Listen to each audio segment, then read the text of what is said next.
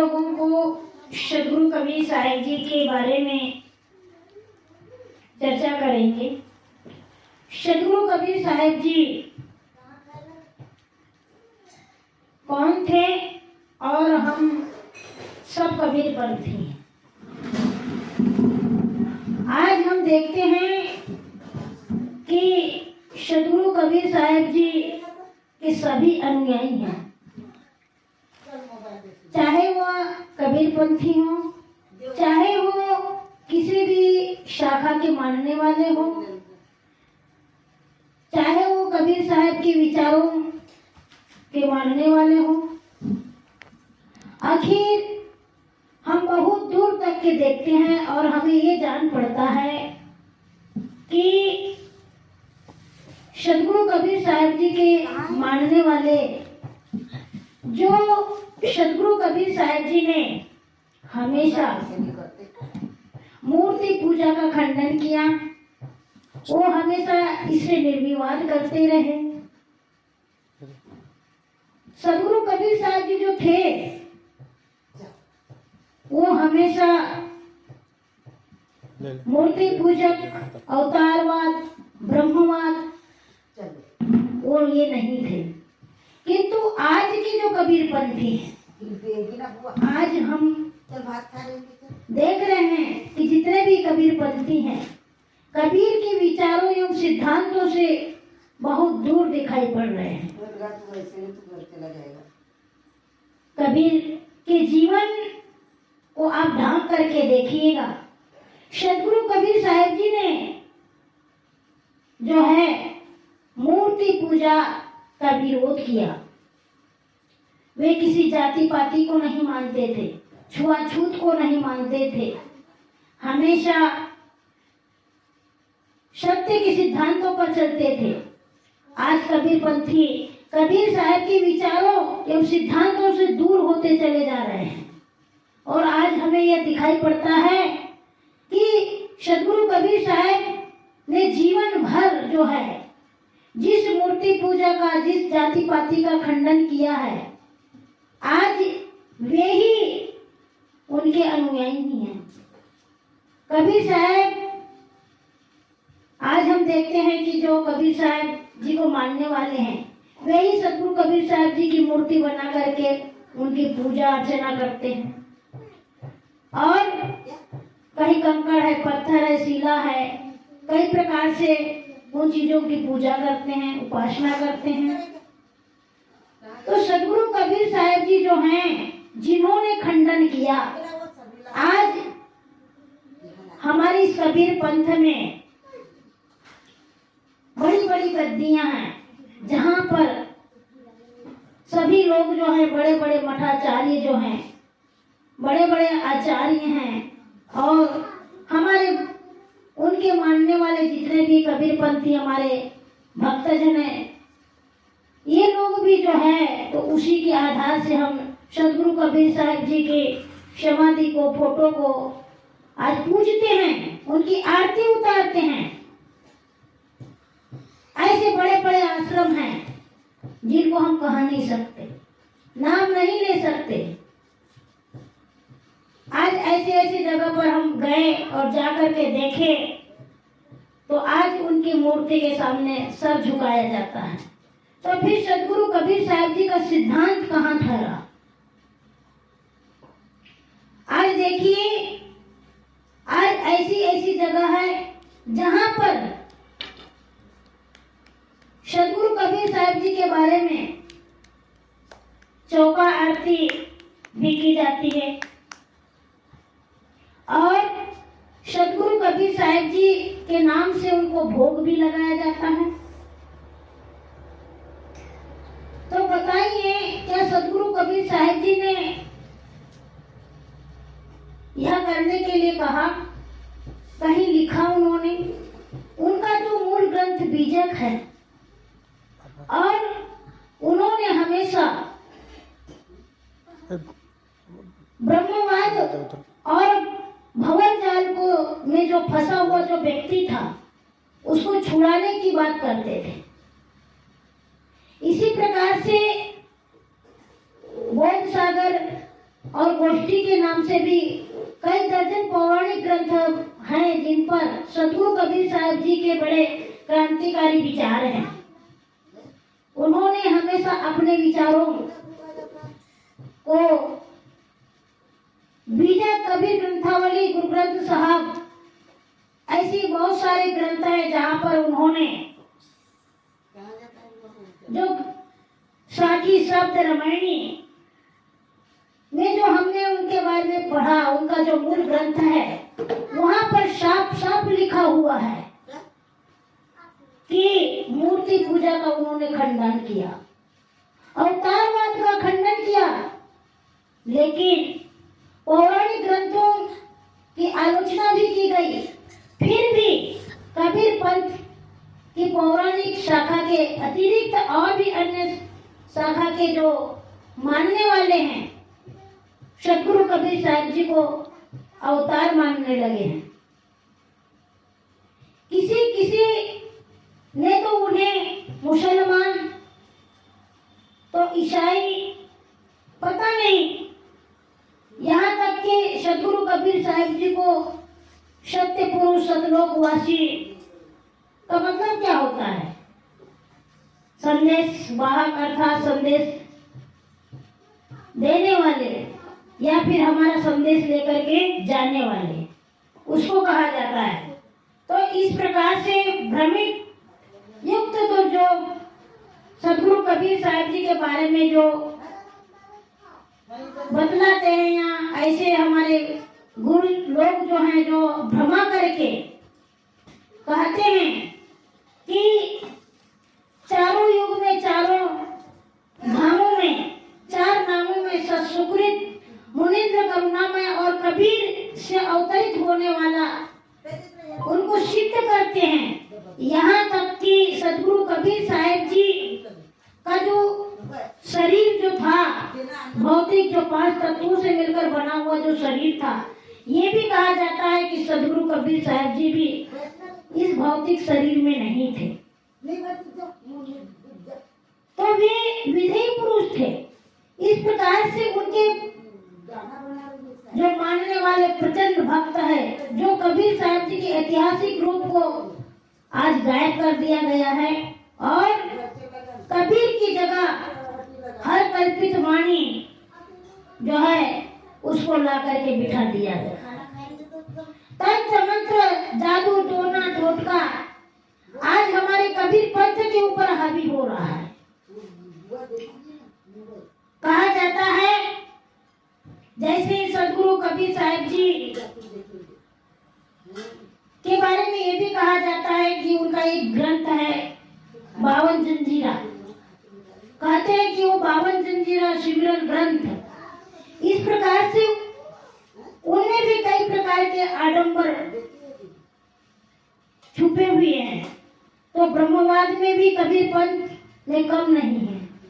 कबीर पंथ को प्राय सभी शाखाओं में जो है तो आज कमी बेसी ब्रह्मवाद हावी है। और आज भी हम देख रहे हैं कि सदगुरु कबीर साहब जी जो हैं, जिनका लालन पालन जो है एक दलित शोषित जुनाए जाति के घर में सदगुरु कबीर साहब जी का लालन पालन हुआ और सदगुरु कबीर साहब जी लाड़कारा तालाब के कमल के पुष्प पर पाए गए।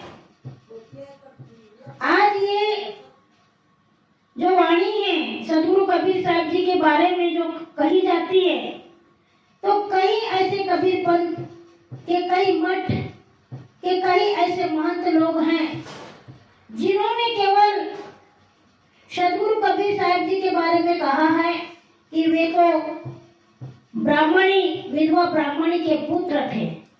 इस प्रकार से कहा है।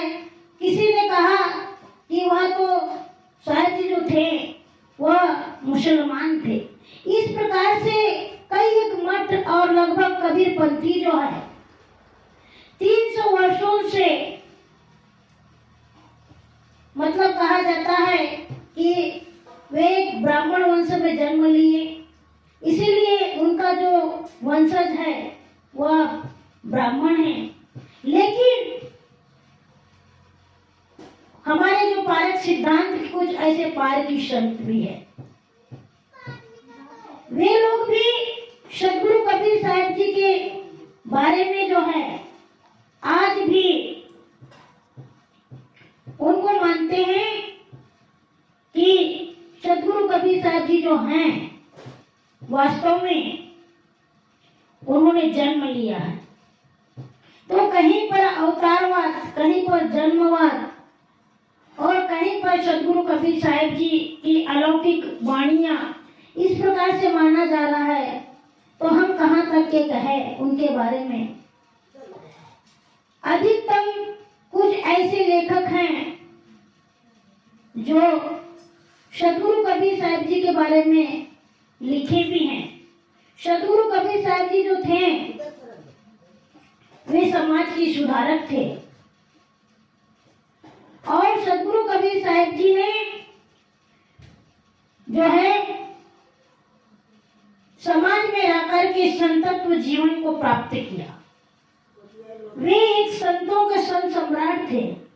उनका जीवन साधु समाज में रहा और हमेशा सदगुरु कबीर साहब जी ने जो है जिस समय में उनका जन्म हुआ था उस समय में जाति पाति छुआछूत का जो भेदभाव था वह बहुत चरम सीमा पर था। इसी के कारण से कुछ ऐसे लोग थे जो सदगुरु कबीर साहब जी को जुलाहा जाति का मान करके उनसे घृणा किया करते थे। सदगुरु कबीर साहब जी काशी लहर तारा तालाब में ब्राह्मणों के बीच बस्ती में जिनका जन्म हुआ था, तो कुछ लोगों ने उन्हें ऐसा समझा साहब जी बहुत बड़े ज्ञानी विद्वान महापुरुष हुए, इसीलिए उनके बारे में जो है तो कहा जाता है कि जब सदगुरु कबीर साहब जी कहीं चलते थे, किसी के घर में अगर जाते थे तो उनको भोजन जो है वह भोजन भी उनको अपने घर के बर्तनों में नहीं दिया जाता था और स्वयं उनको अपनी जूठी थाली या जूठी पत्तल स्वयं उठाना पड़ता था। तो इस प्रकार से सदगुरु कबीर साहब जी जो हैं जब चलते थे तो वह देखते थे कि इस प्रकार से मनुष्य के ऊपर इतनी घृणा क्यों हो रही है। आखिर में उन्होंने ये सब चीज को देखी और देख करके उन्होंने अपने जीवन में समझा और समझ करके उन्होंने हमेशा इसका खंडन किया। आज अधिकांश जो लोग हैं जो सदगुरु कबीर पंथी हैं, सदगुरु कबीर साहब जी के अनुयायी हैं, और आज भी देखिए आज भी कई जगह पर आज भी यही चीज चली जा रही है। इस प्रकार से आज हमारे जीवन में कबीर पंथ में भी आज जो है कहीं ना कहीं ये ब्रह्मवाद चल रहा है। आज भी हम इस छुआछूत से अछूते नहीं हैं। मुख्य रूप से जो है तो हमारी जीवन की दो दशाएं हैं, एक बाहरी दशा होती है और एक हमारे अंदर की भीतरी दशा होती है। तो देखते हैं कि सदगुरु कबीर साहब जी ने जीवन भर हमेशा इसका संघर्ष किया और उन्होंने कहा बड़े बड़े आचार्य महंत और बड़े बड़े प्रवक्ता जो लोग हैं वो लोग भी आज देखिए चोटी पहनते हैं, चोटी में जनेऊ डालते हैं और ब्रह्मवाद का प्रतीक मानते हैं अपने आप को। तो इस प्रकार से कहीं ना कहीं आज हमारे बीच में भी ये भावना है। तो क्या सज्जनों सदगुरु कबीर साहब जी ने इसी तरह से हमारे मन में क्या यही विचार पैदा किया? कबीर पंथ एक बहुत बड़ा पंथ है, बहुत बड़ी शाखा है। और सदगुरु कबीर की मूल धारणा क्या है?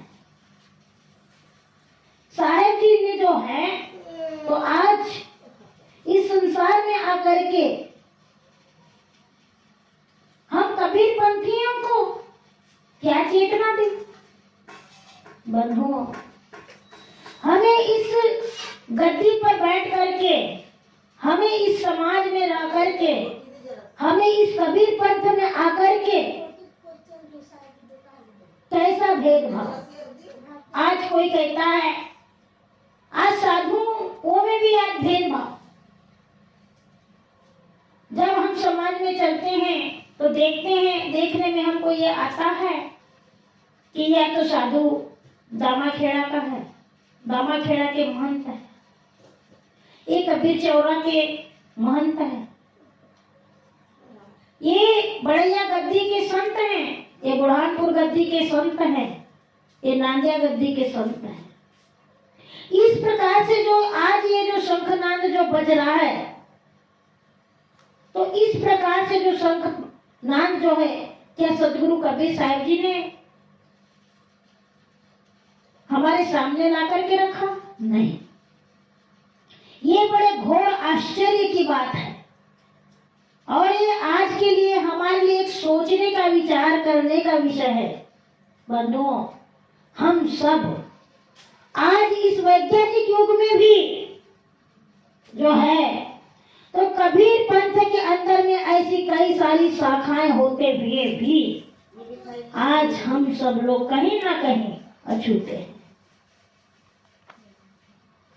आज हम देखते हैं, यहाँ तक कि हमको सुना गया है, यहाँ तक कि हम कई कई जगह जाते हैं, यहाँ तक हमको पढ़ने को मिलता है, कई ऐसे संस्थान हैं जहाँ पर कबीर आश्रम में बीजक पाठ कहीं हो रहा हो, तो वहां पर जो है बीजक पाठ जो है वो बंद कर दिया जाता है।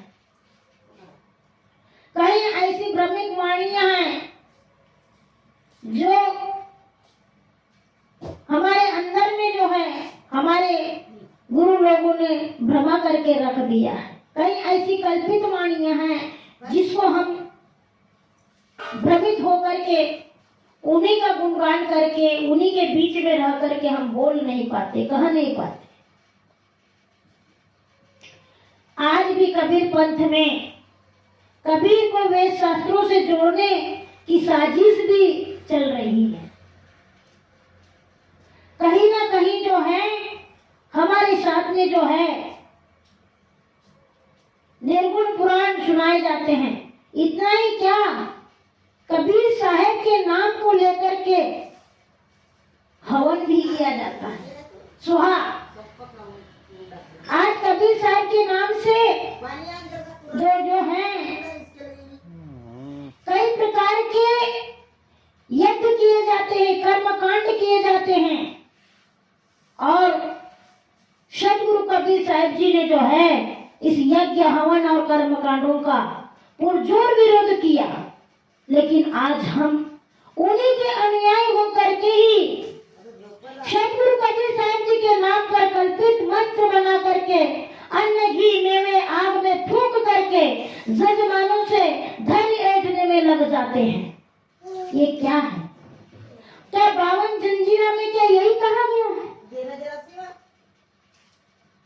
बंधुओं, हमारे जीवन में जो है इस प्रकार के जो क्रियाकलाप जो आ रहे हैं, कहीं ना कहीं आज भी हम सदगुरु कबीर साहब जी को के नाम को नहीं मान रहे हैं। तो इस प्रकार से हमारी मानवीय एकता, हमारे मानव जीवन में जो है सदगुरु कबीर साहब जी के जितने भी हमारे भाई बंधु हैं, वो एकता और प्रेम के साथ में रहे और हम सब लोग मिल करके सदगुरु कबीर साहब जी के सही नियमों पर चल करके उनके जीवन में जो जीवन उनने जिया उनका हम अनुसरण करें। हम सब एक हैं, हम कबीर पंथी हैं, हमें इधर उधर भटकने की कोई जरूरत और आवश्यकता नहीं। तो इस प्रकार से मेरा समय पूरा हो रहा है, यहीं पर मैं अपनी वाणी को विराम देती हूँ। बोलिए संत सद्गुरु कबीर साहिब